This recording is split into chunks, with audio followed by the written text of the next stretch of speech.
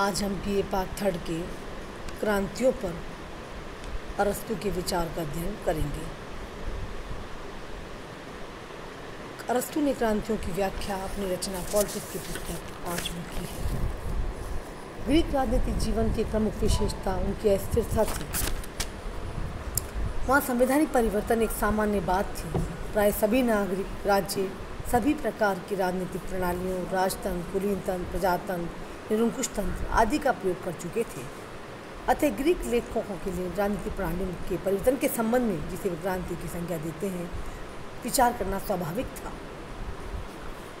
सामान्यतः सशस्त्र विद्रोह, उपद्रव, विप्लव या षड्यंत्र को क्रांति की संज्ञा दी जाती है, परंतु अरस्तु के लिए क्रांतियों का यह अर्थ नहीं।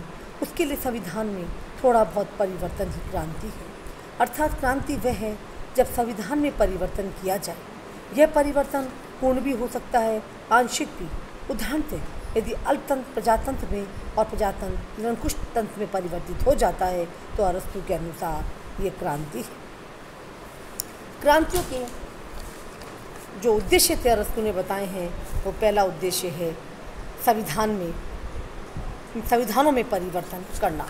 दूसरा, क्रांतिकारियों द्वारा स्थापित संविधान के अंतर्गत शासन शक्ति को अपने हाथों में लेना, स्थापित संविधान को और अधिक वास्तविक बनाना।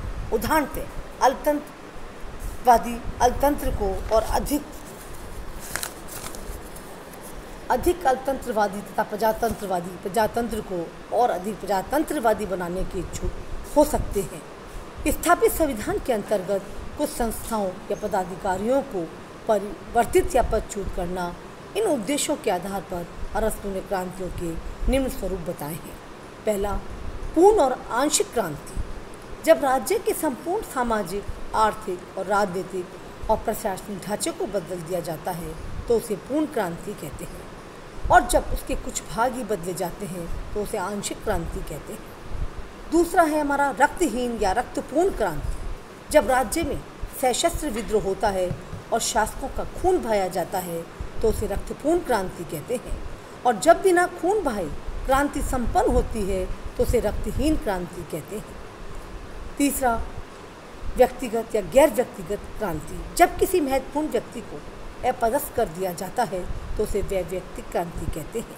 जब शासन को बदले बिना क्रांति संपन्न होती है तो उसे गैर व्यक्तिगत क्रांति कहते हैं। चौथा, वर्ग विशेष की क्रांति।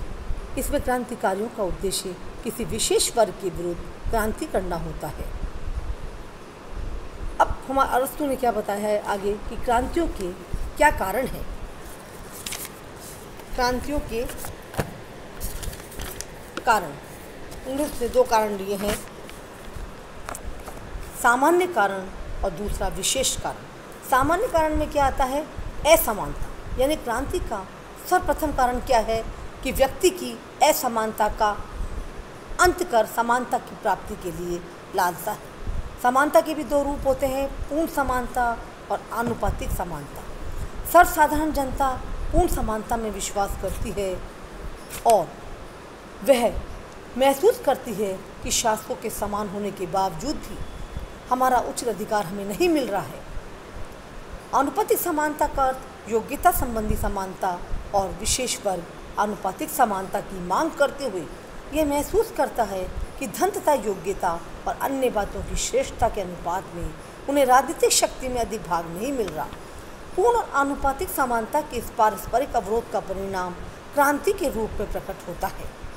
स्वयं अरस्तु के शब्दों में छोटे व्यक्ति बराबर होने के लिए विद्रोही बना करते हैं और बराबर स्थिति वाले बड़े बनने के लिए यही वो मनोदशा है जिससे क्रांतिकारियों की उत्पत्ति होती है। दूसरा सामान्य कारण में क्या आता है? पहला था असमानता, अब है अन्याय। यानी क्रांति का मूलभूत कारण क्या है? अन्याय। यदि एक वर्ग जितना वह पाने का अधिकारी है उससे कम मिलता है तथा दूसरे वर्ग को जितना उसे मिलना चाहिए उससे अधिक मिलता है तो असंतोष का उदय होता है, और ये असंतोष क्रांति को जन्म देता है, क्योंकि न्याय और मित्रता राज्य के नैतिक आधार है। इसलिए अन्याय और दुर्भावना, असंतोष, अस्थिरता के सबसे बड़े कारण हैं। तो सामान्य कारण में हमने 2 आते हैं अरस्तु ने जो बताए क्रांति के। पहला असमानता, दूसरा अन्याय।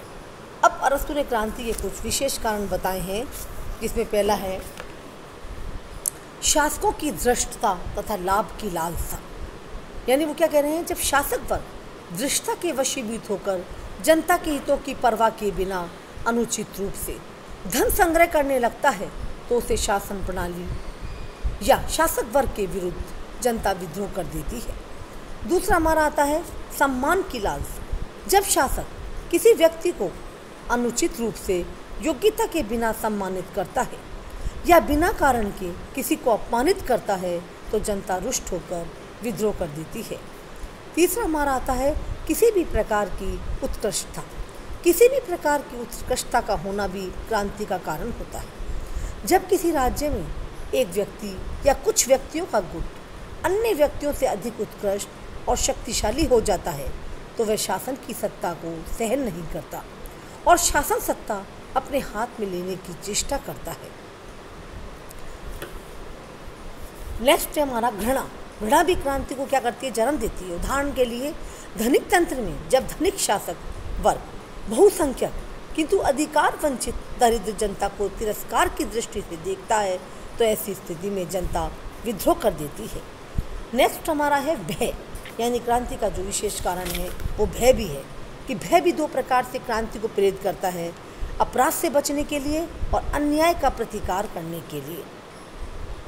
उदाहरण के लिए रोडस टापू के राज्यों में जनता वहाँ के कुछ प्रतिष्ठित व्यक्तियों पर अभियोग चलाने की धमकियां दे रही थी, जिससे बचने के लिए उन्होंने जनशासन के विरुद्ध विद्रोह कर दिया।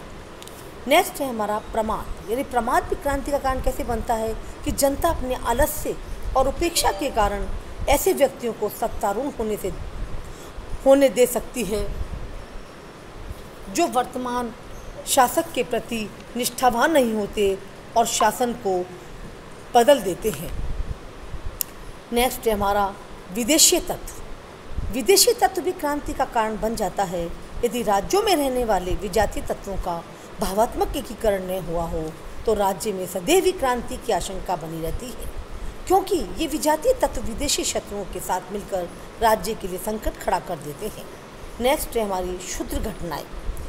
कभी कभी क्षुद्र घटनाओं के गंभीर परिणाम के रूप में भी क्रांति घटित होती है। उदाहरण के लिए साइराक्यूज के दो कुलीन युवकों के प्रणय संबंधी कलह ने राज्य के अधिकारियों को दो वर्गों में विभक्त कर दिया और राज्य की क्रांति का सामना करना पड़ा। नेक्स्ट, परस्पर वर्गों का संतुलित होना। क्रांति का एक कारण परस्पर विरोधी वर्ग यानी धनी और निर्धन का राज्य में संतुलित होना भी है।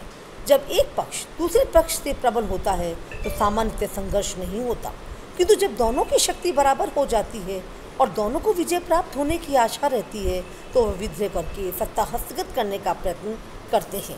तो ये हमारे थे अभी तक थे सामान्य कारण, जिसमें समानता और अन्याय। फिर हमने पढ़े विशेष कारण। अब हम पढ़ेंगे नेक्स्ट विभिन्न राज्यों या शासन प्रणालियों में क्रांति के विशेष कारण। यानी जो हमारी विभिन्न शासन प्रणालियाँ हैं, राजतंत्र, कुलीन तंत्र, धनिक तंत्र, प्रजातंत्र, इनमें क्रांति के क्या विशेष कारण रहते हैं।